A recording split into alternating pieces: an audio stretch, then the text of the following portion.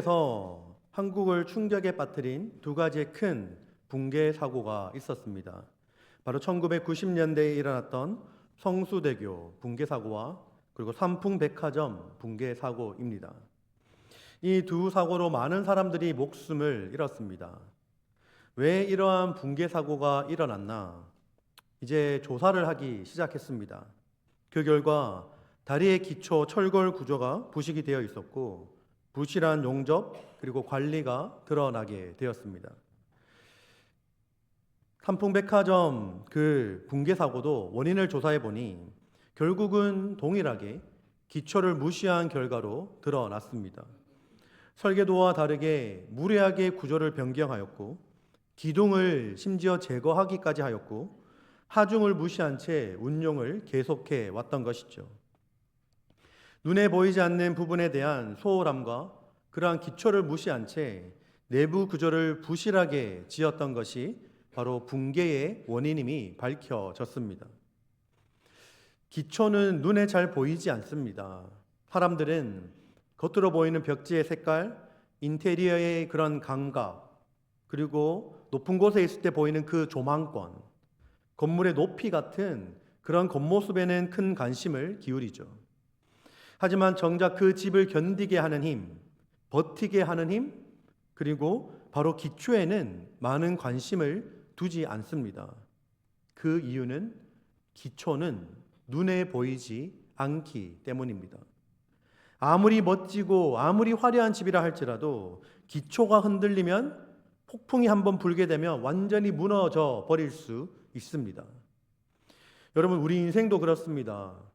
어떤 사람은 자신의 학력, 자신의 경력 위에 인생을 쌓아가고 또 어떤 사람은 자신의 재물, 자신의 인맥 혹은 자기만의 능력이나 성공이라는 벽돌을 하루하루 쌓아갑니다. 겉으로 보기에는 외적으로 봤을 때 충분히 안정되어 보이고 많은 사람들의 부러움을 사기도 합니다. 하지만 예상치 못한 고난과 시련이 몰아칠 때 그 인생이 과연 끝까지 버틸 수 있는가? 이 질문에 대해서는 단단한 기초 없이는 그 어떤 인생도 흔들릴 수밖에 없다라는 것을 오늘 본문 말씀은 우리 가운데 알려줍니다. 오늘 예수님께서 본문에서 말씀하신 두 가지의 집의 비유는 바로 이와 같습니다. 우리 모두가 인생이라는 집을 짓고 살아가고 있죠. 누구는 재능, 성공, 명예, 부를 기반으로 집을 세우고 다른 사람들의 평가 혹은 외적인 안정에 초점을 맞추면서 열심히 자신의 집을 비바람으로부터 막아줄 것이라 생각하고 쌓아갑니다. 겉으로 보기에는 두 가지의 집 모두 다 별반 다를 바 없어 보입니다. 열심히 두 사람 모두 다 인생을 열심히 살아가고 있는 것처럼 보입니다. 두 집 모두, 오늘 말씀에 나오는 두 가지의 집 모두 정성 들여 지은 것처럼 보이고 처음에는 큰 차이가 없어 보입니다. 하지만 시간이 지나고 인생이라는 집에 폭풍이 몰아칠 때 그 차이는 극명하게 드러납니다. 한 사람의 집은 무너지지 않고 견고하게 서 있고 다른 한 사람의 집은 산상조각 나서 무너져 버리는 것을 보게 됩니다. 그 결정적인 차이가 어디에 있을까요? 바로 겉모습이 아니라 기초에 있다라는 사실입니다. 오늘 말씀에 나온 것처럼 반석 위에 지은 집인가 혹은 모래 위에 지은 집인가, 그 차이는 말씀을 듣고 순종했는가 혹은 말씀을 듣고 그냥 한 귀로 듣고 한 귀로 흘려보냈는가, 이 두 가지의 차이입니다. 오늘 말씀 가운데 예수님께서 두 사람의 비유를 우리 가운데 들려주시죠. 24절에는 지혜로운 사람, 그리고 26절에는 어리석은 사람, 이 두 명의 사람을 대조적으로 우리 가운데 보여주십니다.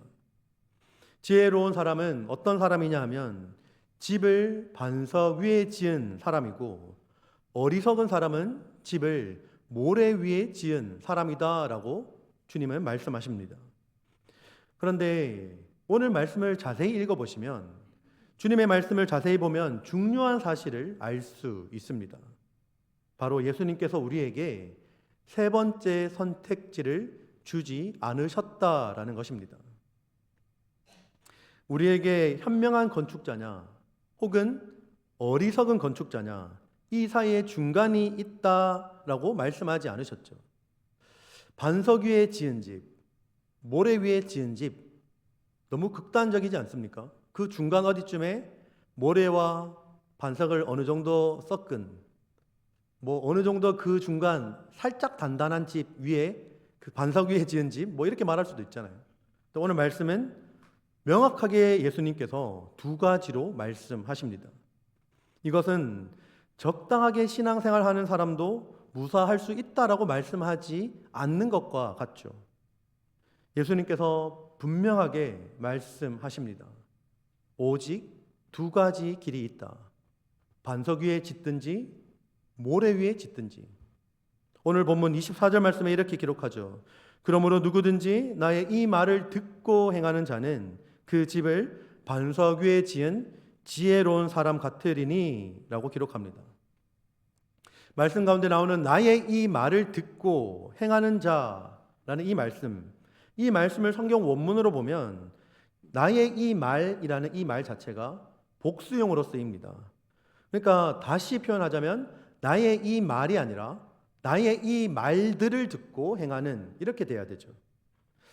성경에서 굳이 성경 원문에서 이것을 단수로 기록하지 않고 복수형으로 기록한 이유는 예수님께서 지금까지 선포해 오신 마태복음 5장부터 7장까지 있는 그 산상수훈의 전체의 말씀, 그 모든 말씀을 가리켜서 지금 오늘 본문 말씀 24절에서 나의 이 말, 즉 나의 이 말들이라고 표현하는 것입니다. 다르게 더 확장돼서 표현하자면 나의 이 말들은 앞선 예수님의 가르침 전체를 의미한다고 해도 무방합니다. 그러니까 지금 예수님께서는 산상수훈의 그 결말 부분, 그 마지막 부분에 이르러서 지금 그 모든 결론으로 이 두 가지의 집 비유를 말씀하고 있는 것이죠. 누구든지 나의 이 말들을 듣고 행하는 자가 되어야 한다라고 결론적인 부분에서 지금 가장 중요하게 말씀하고 있는 것입니다. 단순하게 듣는 것으로는 끝나서는 안 된다라고 말씀하고 있는 것이죠. 순종 없이 하나님의 말씀을 듣기만 하는 신앙은 헛된 신앙이고 허무한 신앙입니다. 오늘 말씀을 통해 보자면 그 사람은 콕 집어서 어리석은 사람입니다. 조금 더 이게 순화돼서 표현돼서 그런 건데 성경 원문을 정확하게 좀 다르게 번역하자면 거의 욕 수준에 가까운 단어입니다. 바보 같은 사람, 멍청한 사람이라는 뜻입니다. 여러분, 귀신들도 예수님을 하나님의 아들이라고 부르며 두려워하죠. 단순히 예수님이 누구신지 아는 것만으로는 부족합니다. 귀신들도 예수님이 하나님의 아들이심을 알고 두려워하였습니다. 마태복음 8장 29절에 이렇게 기록합니다. 이에 그들이 소리질러 이르되 하나님의 아들이여 우리가 당신과 무슨 상관이 있나이까?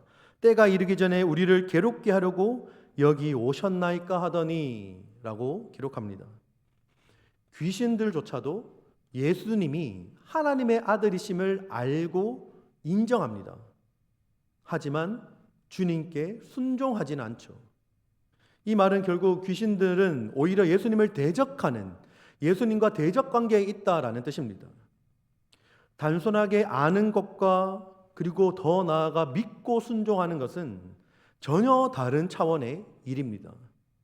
이렇게 주님의 말씀을 듣고 순종하는데 나아가는 사람은 그 집을 반석 위에 지은 지혜로운 사람이다라고 말씀하시죠. 여기서 반석이라는 단어는 단순하게 단단한 바위를 뜻하는 것이 아닙니다. 이것은 주님의 말씀을 듣고 실제로 그 말씀대로 순종하는 삶을 의미합니다. 오늘날 많은 신앙의 그 혼란을 야기하는 것은 우리가 말씀을 듣는 것과 그 말씀을 들은 것대로 삶에 적용하는 것 사이에 이 굉장한 괴리감, 굉장한 갭에서 바로 비롯됩니다. 우리는 너무 많은 설교를 들을 수 있죠. 너무 많은 지식을 충분하게 여러 곳에서 얻을 수 있습니다. 늘 우리는 유튜브를 통해서 혹은 한국의 유명한 교회 그 홈페이지에서 언제든지 은혜로운 목사님들의 말씀을 접할 수 있습니다. 하지만 그것이 삶으로 이어지지 않을 때 신앙은 홀만 남은 채 속이 빈 껍데기처럼 되고 맙니다. 우리가 경계해야 할 것은 말씀을 들을 때의 그 은혜로운 느낌과 감정으로 끝나서는 안 된다라는 것입니다.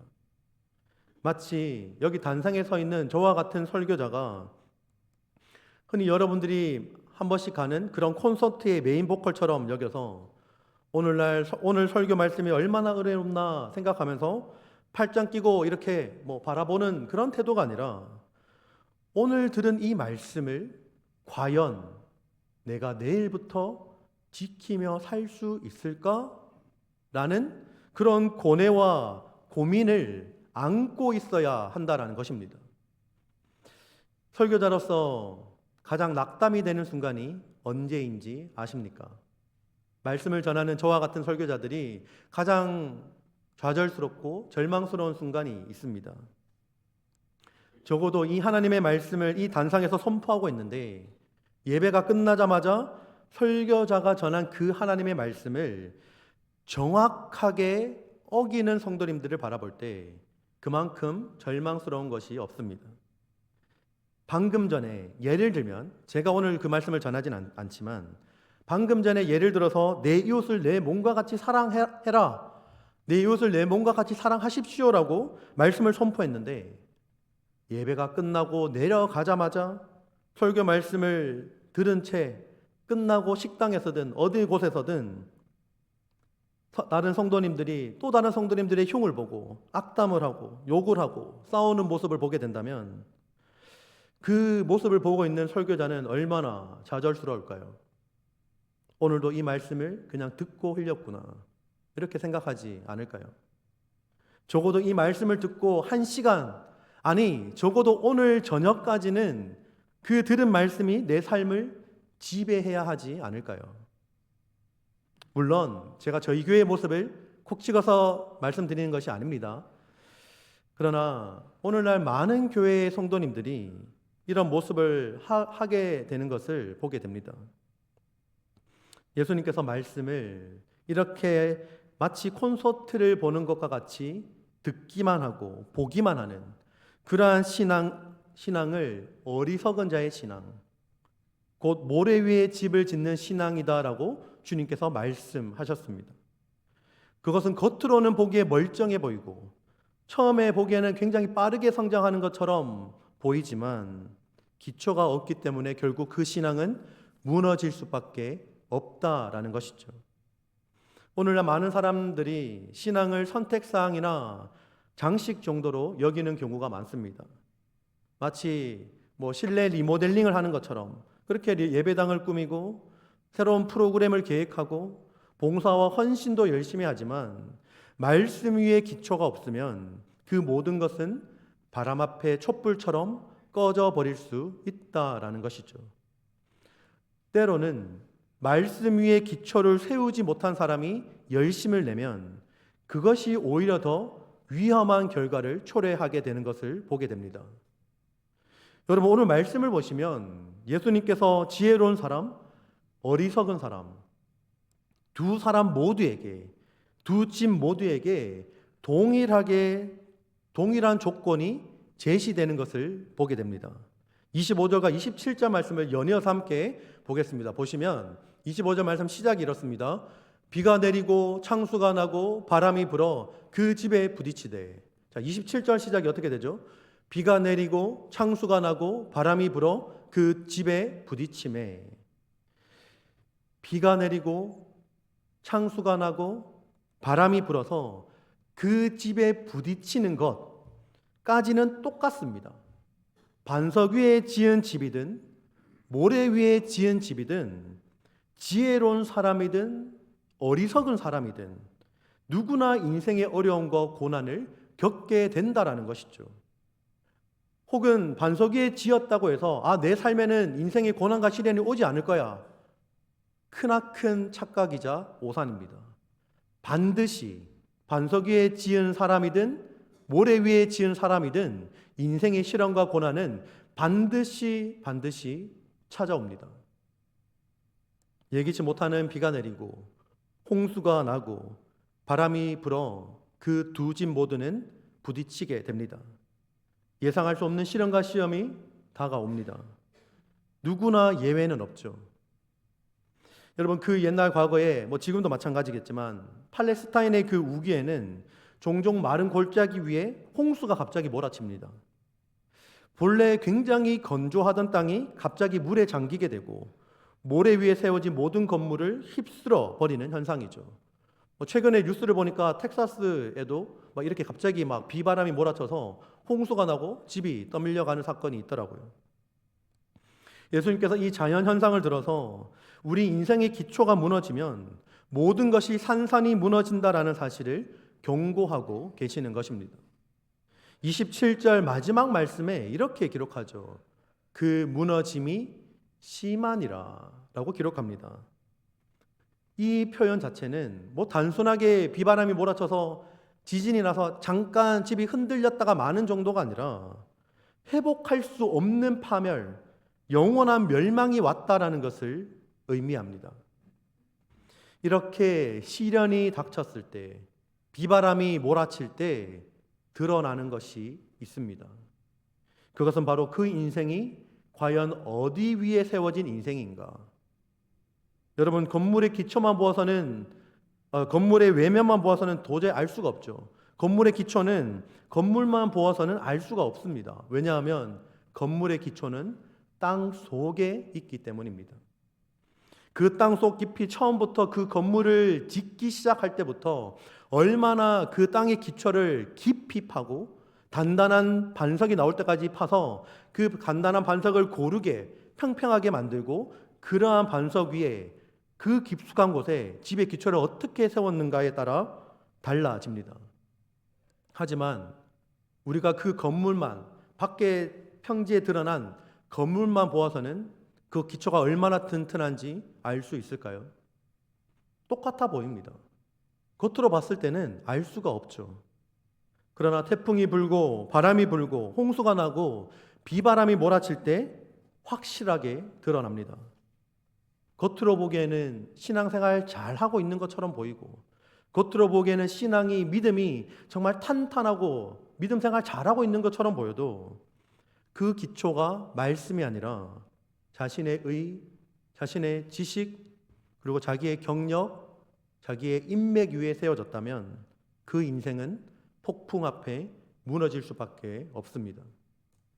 마치 전쟁이 터지게 된다면, 지금 이곳에 전쟁이 터지고 사이렌이 울리게 된다면 그동안 멋지게 예배드렸던 이 예배당이 아니라 바로 이 지하 혹은 우리 집에 있는 그 지하실에 있는 방공호가 그 모든 것을, 그 안전의 모든 것을 결정지어 주는 것과 같다라는 것이죠.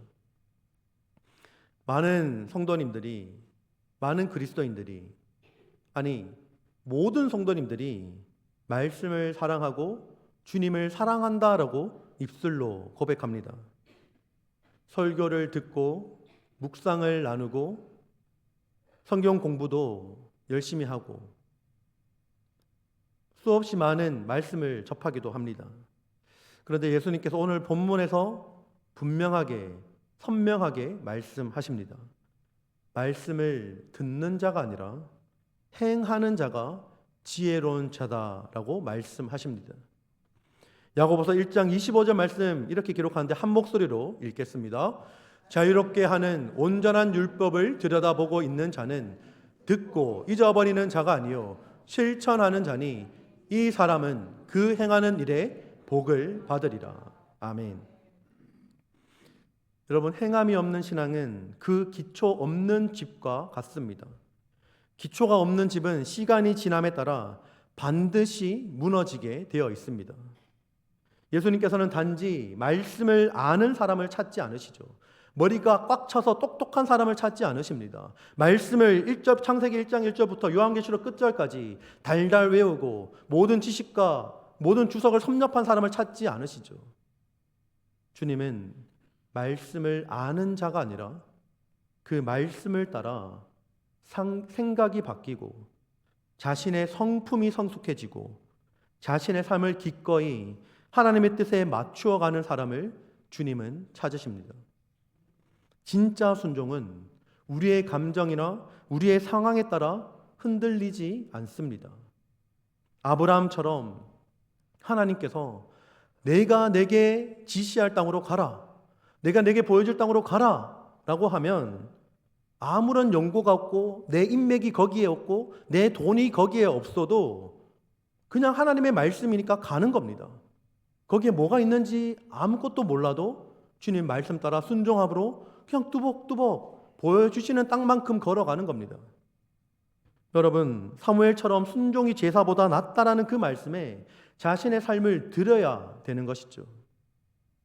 누군가를 용서하라는 말씀이 내 귀에 들리면 용서해야 하고, 진리를 전하라 라는 말씀에는 위험할지라도 입을 열 수 있어야 하고, 하나님의 약속을 신뢰하라 라는 말씀에는 손해가 비록 보일지라도, 내가 손해 당할지라도 현실에서도 그 말씀을 믿고 나아가야 하는 것입니다.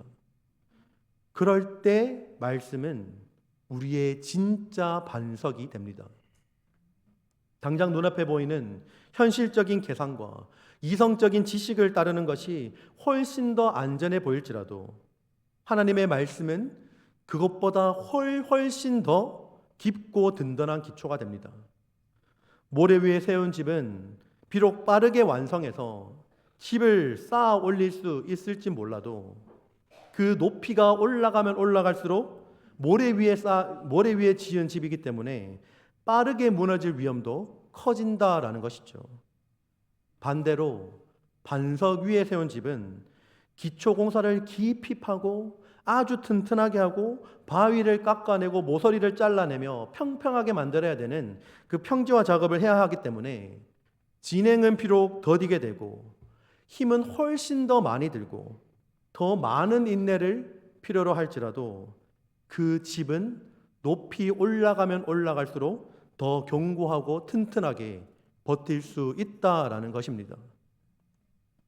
여러분, 그렇다면 하나님의 말씀이 어떻게 우리의 인생의 기초가 될 수 있습니까? 왜 하나님의 말씀만이 우리의 인생의 기초가 될까요? 그 이유는 너무나 단순하고 너무나 명료합니다. 바로 하나님의 말씀은 영원하고 신실하고 단 한순간도 무력해진 적이 없기 때문입니다. 하나님의 말씀은 한순간도 무너진 적이 없습니다. 하나님의 말씀은 한순간도 사라진 적이 없습니다. 비바람이 몰아쳐도 하나님의 말씀은 견고하게 지금도 서 있습니다. 태초의 그 창조의 아침에도 빛이 있으라라는 하나님의 말씀이 있었고, 이 세상이 끝나는 그날까지도 하나님의 말씀은 남아 있을 것입니다. 하나님의 말씀은 어느 시대나 어느 상황에서도 항상 살아있는 능력의 말씀으로 작용합니다. 마태복음 5장 18절 말씀에 이렇게 기록하는데요, 우리 한 목소리로 읽겠습니다. 진실로 너희에게 이르노니 천지가 없어지기 전에는 율법의 1.1획도 결코 없어지지 아니하고 다 이루리라. 아멘. 하나님의 말씀은 1.1획도 결코 없어지지 아니하고 다 이루어지고 살아있는 역사하는 말씀이 될 것입니다. 여러분, 우리는 때때로 하나님의 말씀보다 나의 기분, 내 생각 혹은 세상의 조언을 더 믿고 따르고 싶을 때가 많습니다. 그렇게 되면 말씀이 내 삶의 중심이 아니라 그저 한쪽에 놓인 참고 자료로 여겨지고 맙니다. 내가 그 말씀을 내가 필요할 때만 꺼내서 잠깐 읽고 쓰고 다시 저 구석에 박아 놓는 것이죠. 하지만 말씀을 가장 삶의 중심 가운데 두고 내가 하는 선택과 내가 하는 말, 내가 하는 행동, 나의 생각, 우리 주변의 모든 관계와 하루하루의 모든 행동들을 그 말씀 위에 하나하나씩 쌓아가게 된다면 그 사람은 점점 흔들리지 않는 단단한 인생의 기초를 얻게 될 것입니다. 그런 사람에게는 처음에는 모래 같아 보였던 그 삶도 어느 순간 단단한 반석처럼 변해 있는 그 은혜를 경험하게 될 것입니다. 사랑하는 여러분, 우리 인생에는 반드시 폭풍이 찾아옵니다. 예고 없이 불어오는 바람, 삶의 균형을 깨트리는 고난과 위기, 말로 설명할 수 없는 아픔과 그 불안이 어느 날 우리 인생의 문을 똑똑똑 하고 두드릴 때가 반드시 옵니다. 그럴 때 우리는 스스로에게 물어보아야 합니다. 나는 지금 무엇 위에 내 인생의 기초를 세우고 있는가? 내 인생의 안정감의 근거는 어디에 있는가? 겉으로는 멀쩡해 보였던 삶의 기반이 한순간에 흔들리는 것을 보며 실제로 내가 그토록 붙잡고 그토록 열심히 살아온 것들이 사실은 모래와 같은 것임을 깨닫는 순간이 찾아온다라는 것입니다. 이럴 때 우리가 반드시 기억해야 할 진리가 있습니다. 폭풍과 비바람, 홍수까지도 하나님의 명령에 순종한다라는 사실입니다. 우리에게 다가오는 시련과 고난, 예측할 수 없는 수많은 상황들까지도 하나님의 통치 아래 있으며 하나님의 계획하심과 하나님의 허락 없이는 아무것도 일어날 수 없다라는 사실이죠. 그렇기 때문에 우리는 두려워하지 않을 수 있습니다. 왜냐하면 우리의 삶이 그 비바람을 주관하시고 폭풍을 주관하시고 태초에 빛이 있으라 하셨던 그 창조의 하나님과 우리가 함께하기 때문입니다. 그리고 그 하나님께서 우리에게 말씀하십니다. 너의 삶을 말씀의 반석 위에 지어라. 오래 걸려도 괜찮아. 더디 가도 괜찮아. 주변의 다른 집들이 굉장히 빨리 지어지는 것을 보고 초조해하지 마라. 너가 짓는 그 말씀 위에 짓는 집은 10년, 20년, 30년, 아니 100년이 지나도 조금도 흔들리지 않는 가장 튼튼한 너의 집이 되어줄 것이다. 비바람이 불어도 너의 집은 조금도 흔들리지 않을 것이며 모든 폭풍우가 지나간 뒤에 남아있는 집은 바로 너가 반석 위에 지은 집이 될 것이다. 하나님께서 이렇게 말씀하십니다. 여러분, 이제부터라도 정말 제대로 된 곳에 우리의 삶을 투자해보고 싶지 않으십니까? 영원히 남을 만한 가치가 있는 가장 좋은 곳에 우리의 시간과 노력을 좀 들여보지 않으시겠습니까? 그렇다면 지금부터라도 이 주님의 음성에 순종할 수 있기를 바랍니다. 하나님의 말씀을 듣고 그것으로 그치는 삶이 아니라 한 절 한 절, 한마디 한마디, 한 단어 한 단어, 정말 그 말씀을 대할 때 정말 이 나라가 생각하는 국보급의 유물을 대하듯이 정말 그 말씀을 소중하게 대하며 그 말씀대로 행하며 그 말씀대로 살기 위해 내 삶에서 고군분투하는 삶. 그래서 말씀대로 따라가며 살다가 때로는 우리 인생 가운데 흘리는 눈물도, 때로는 억울함도, 때로는 뼈아프게 내 가슴에 남아있는 그 상처들까지도 주님은 기억하시고 우리를 감싸 안아주시며 우리에게 말씀하실 것입니다. 여러분의 이름을 부르시면서 얘야, 내가 다 안다. 내가 너를 사랑한다. 내가 심판의 때에 말씀대로 살기 위해 고군분투하며 뚜벅뚜벅 걸어갔던 너의 한 걸음 한 걸음을 내가 반드시 기억할 것이다. 여러분, 주님 앞에 좀 이런 격려와 위로를 드리며 살고 싶지 않으십니까? 주님 앞에 나올 때 혼나기만 하는 인생이 아니라 하나님께서 주시는 그 따뜻한 격려의 음성을 좀 들으며 살고 싶지 않으십니까? 여러분, 이 시간 이러한 믿음의 길을 걸어간 한 인생의 선배이자 신앙의 선배 목사님을 소개해 드리고자 합니다. 바로 일사각오의 신앙을 끝까지 지켜낸 주기철 목사님이십니다. 우리에게 일사각오로 알려져 있는 이 주기철 목사님께서는 일제강점기에 신사참배를 강요하던 그 시대에 오직 하나님의 말씀만이 내 삶의 기준이 되어야 한다는 그 믿음으로 끝까지 순종의 길을 걸어가셨습니다. 한국 교회에서는 정말 빼놓을 수 없는 순교자 중에 한 분이시죠.